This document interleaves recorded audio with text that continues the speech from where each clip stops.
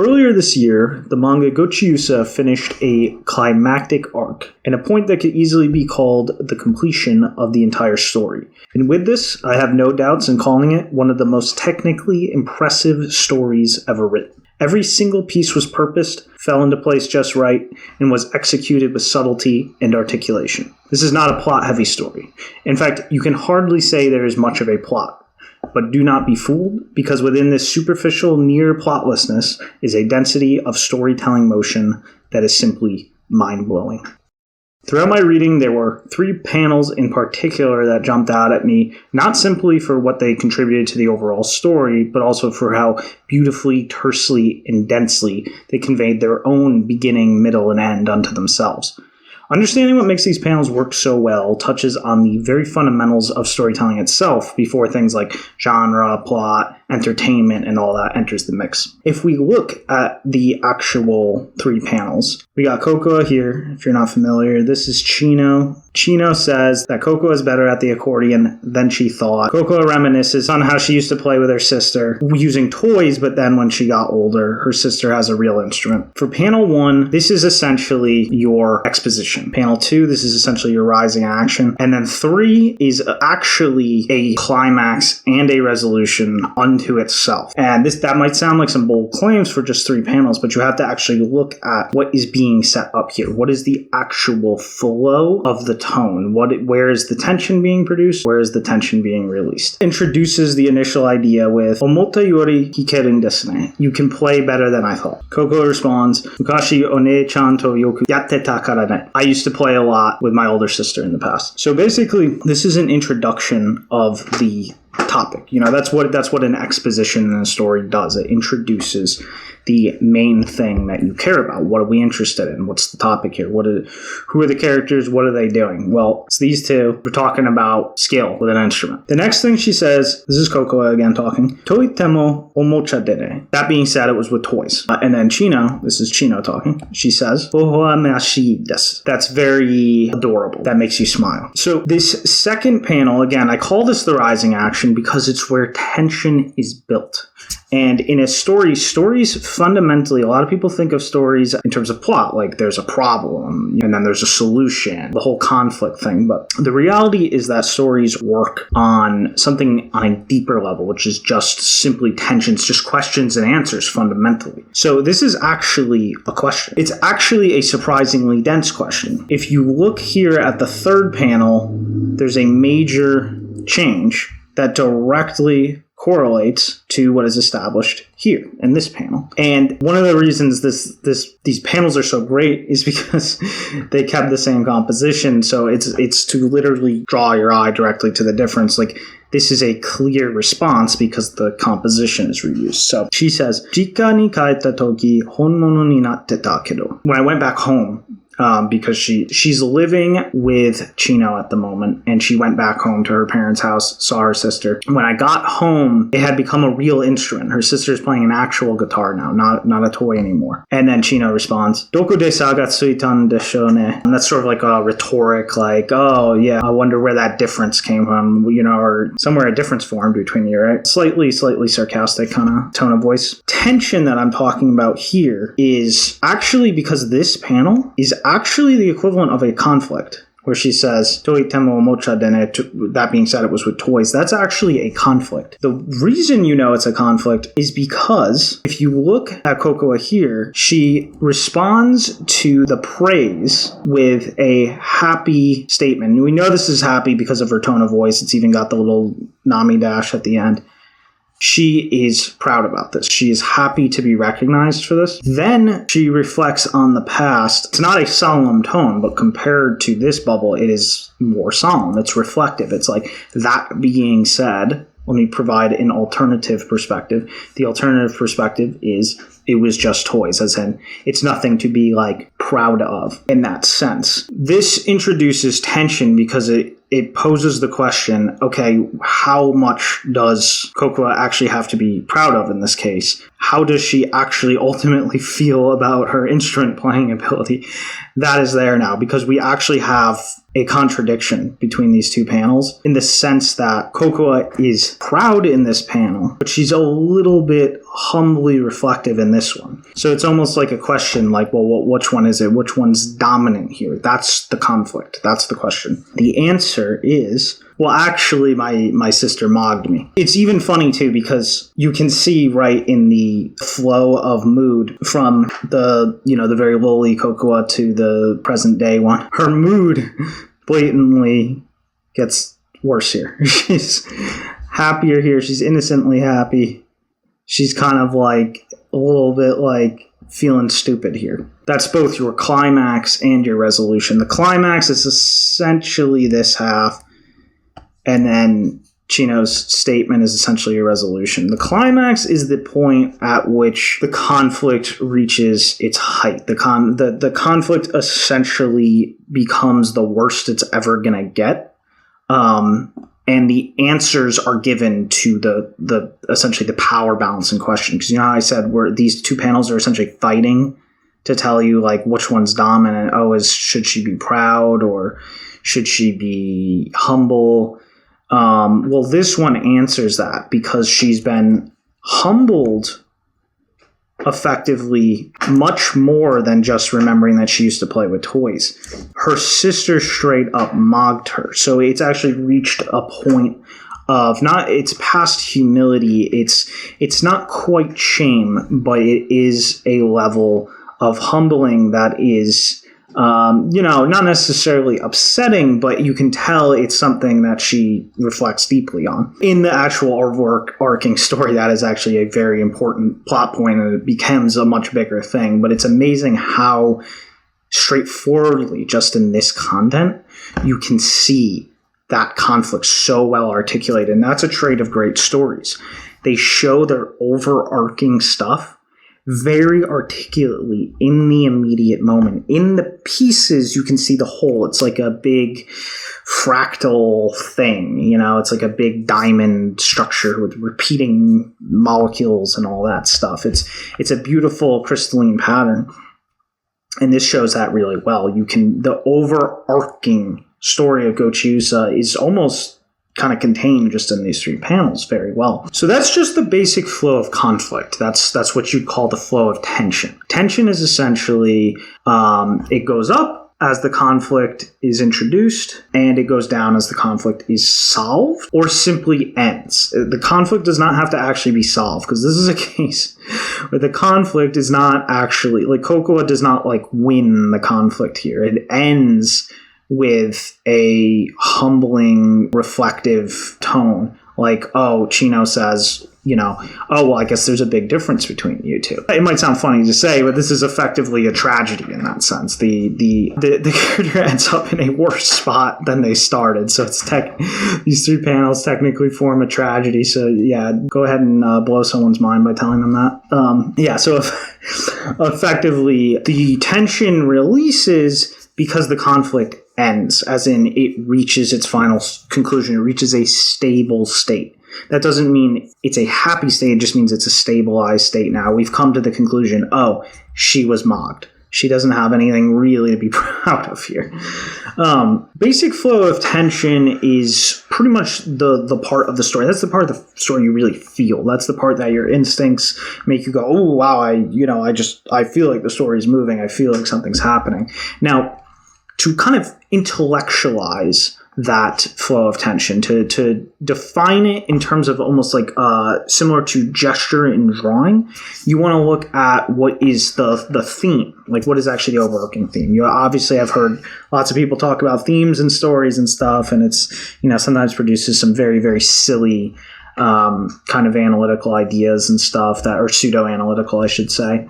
But in this case, let's just look at it for very, very objective purposes. Let's just honestly ask, what is the theme in the most literal sense? And this is not some kind of, abstract reflection. This is literally what is pulling this story together? What is pulling this very short story together? What is the theme in the literal sense of the word, the thing that unites everything, the overarching idea? And as you can see, it'd be something that all 3 panels have in common. All 3 panels are meant to articulate. All 3 panels develop an idea about once they come together, and that is the topic of maturity and skill and how the two relate. In this case, in this initial panel, we have Chino expressing surprise at Kokoa's ability to play, which is, again, that relates to the concept of skill and stuff. Like, oh, I did not think of you as someone with skill at this type of thing. And we get the idea of maturity and skill connecting here when Kokoa says, oh, I used to play a lot with my sister. It connects the ideas. It's like, oh, there's more info on the topic of this skill and this concept of the past and how it relates to the present. So that's more info on that topic. And then on the second panel, we get a reflection. We know that she practiced, but it was not serious practice. Okay, so again, like I said, that poses a question. Okay, so how much is she in present reflecting the concept of maturation and skill if it was just toys she was playing with? And then the third panel answers all that. And it's like, her sister grew up, she effectively did not. So it's like, oh, there's a difference between the two. What is the difference? That's the lingering resolution. A difference in people creates a difference in how they mature and how they develop skill.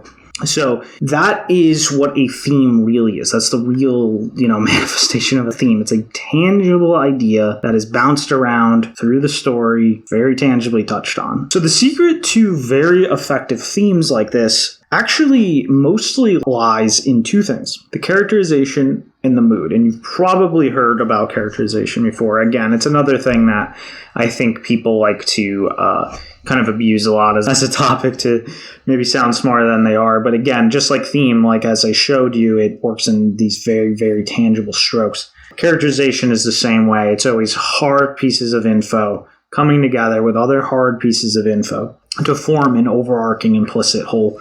And the goal here with this, and what makes these panels so great, is how dense it is, how much is happening at one time. And I definitely wouldn't be able to go over everything that's happening, but just to give you a little showcase of what I'm talking about. Remember when I said that at any given time you want to reflect as much of the whole as possible in any given piece? Well, that's where a really effective writer sets up their pieces so that they're constantly showing you and reminding you of overarching conflicts. It's constantly showing you fractals of the overarching thing. And so what's really interesting here is that we start with the composition between these two, and they immediately contrast each other. And even if you don't know the story, you can actually see, even just alone, that these two contrast each other. They talk very differently. Chino is Desmos form. She's polite. She's reserved. Kokoa is obviously bright, energetic, casual form, speech, all that. If you look at Chino's lines in this, they're very objective, kind of terse, kind of not necessarily cold, but they're definitely not what you would call going out of their way to be personable. The first thing she says is something that reflects that she does not think necessarily highly of Kokoa in a default sense, because it's like, oh, you can play better than I thought. So we know that she does not think of her as someone who would naturally play well. She says "ho amashides," which is like, oh, that's very touching. That's very cute. It's not condescending per se, but it's not a form of respect. It's just a form of, oh, I find that pleasant. And the last thing she says, as I said, has a little bit of sarcasm in it. Oh, there's a difference between you two. There's a little bit of implicit sarcasm. There's a little bit of condescendingness actually tangibly in that. If you actually notice something really interesting about the flow of the characters here, Chino's first panel suggests a potential, like I said, like something like smaller than a lack of respect, but definitely less than respect. And she eventually arrives at a statement that is almost sarcastic, almost condescending, not quite. So she actually arrives at a place that is at the end of this little essentially short story. She arrives at a place that is closer to condescending towards Kokua than the start. If you actually look at Kokua's change, she goes from being kind of cutely proud, kind of in a good mood, slightly kind of bragging, increasingly humble at the end, where it's like a full statement of, I was mocked. So the two actually move in different directions. They move in opposite directions. Chino rises in dominance at the end. Kokua lowers in dominance at the end. So you're looking for these that's essentially a effective character contrast thing. And what's so good about it in these three panels is that you have another case in which that happened, which is the flashback of Kokua and her sister. They also changed in their dominance. They were originally equals, and then by the end, her sister mocked her. So having those parallels essentially tightens things. It's deeper reminders. It's deeper information about it. You're looking for those fractals to repeat. It's essentially like if I was to tell you information about something, I'm going to tell you about this topic. This topic of maturity and skill and all that stuff. The relationship she has with her sister is essentially me telling you a chunk of info about it, and then the overarching relationship reflected here between Chino and then Kokua's flow of character throughout this. So that tells you additional information about it. These two respective relationships tell you more about the topic than one could tell you on its own. So you can see why having very dense characters, very carefully chosen for their traits to properly contrast other characters in just the right way, you can see why that's so important and why this is such a good example of it. And the last thing you're looking for is essentially the flow of mood here. Because mood itself the flow of mood is such a great kind of almost overview shorthand for the movement of the kind of conflict itself. In the sense that, if you think of how a conflict works, where it's a story might start with people happy, but then there could be a villain and he messes everything up, and then the mood gets sad. But then the mood gets triumphant, and then there's victory, and then you can, return to happiness or whatever. Just within those flow of moods, you could probably picture any number of, stories. And that's why mood is really important, because it essentially alerts you as to motion. Moods alert and inform the reader as to what kind of motion is going on. So in the beginning, in the first panel, our mood is casual. Kokua is happy. The second one is cute and sentimental. And the third one has traits of these first two, for sure. It has traits of their moods, but it's notably a little bit reflectively embarrassed. So in that flow of mood, you can see essentially almost like a little cause and effect chain just through the moods themselves. It's happy, having fun, maybe feeling a little bit proud, sentimental, and reflective. Reflective in a way that brings you a little bit of shame and stuff. So it's as if this led to this, which then led clearly to this, just in the moodal consequence itself. By reflecting, through the sentimental reflection, you find something to feel shame towards. And there's so much nuance to the actual mood and stuff here. There's so much you could go over. It's this isn't written narrative. This is pictures, so you could dissect all the subtlety in the pictures and stuff and the composition. Why are these things chosen just how they are, etc.? Why is the exact word choice as it is and stuff? But that's something you can feel free to do. Look for those things yourself. So what's mind-blowing is that this is just 3 panels in the scope of a story that runs for 11 volumes. What happens is the synergy you're seeing through these 3 panels essentially starts repeating throughout the synergy of the entire panels. And when you keep building up this kind of info density and purpose and quality, that's what creates like truly amazing, truly special storytelling. And so this is just a really good example. So if you're interested in learning more about either art or writing stuff like this, make sure you check out the Oda Clinic. Go check it out. Support the Oda Clinic if you can. You will not regret it. And every bit of support helps further stop Anime Man's evil plan to once and for all finally be recognized as actually Japanese. Thank you.